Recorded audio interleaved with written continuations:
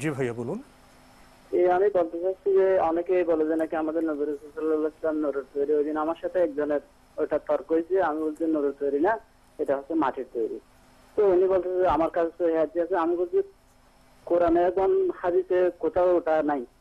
এটা বলার পরে এটা হচ্ছে আমার ফার্স্ট কোয়েশ্চেন।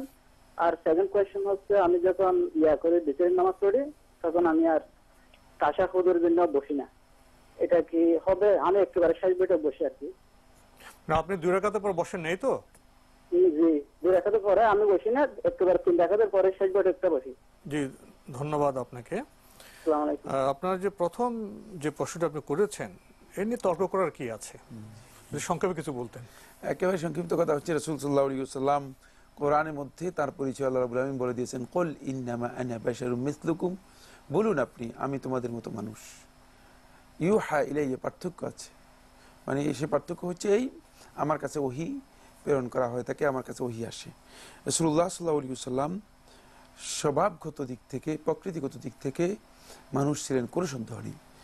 এই বিষয়ে যারা মত পার্থক্য করে তাদের মূর্খতা ছাড়া আর কিছুই নেই। তার তো পিতামাতা ছিলেন, জি, তারা তিনি মানুষ ছিলেন, সব দিক তার থেকে যে সন্তান সন্ততি তারাও মানুষ ছিলেন। জি, তো এখন মানে এই বিষয়ে আসলে যে বিতর্কের কথা বলেছেন, এটি একটি ফালতু অপ্রয়োজনীয় বিতর্ক, এবং এই বিতর্কের মধ্যে আদৌ কোনো ধরনের মুসলিম উম্মার জন্য কল্যাণ নেই। শুধুমাত্র ফেরকাবন্দি করা, মুসলিম উম্মাকে মানে ধ্বংসের দিকে ঠেলে দেওয়া ছাড়া আর কিছুই না।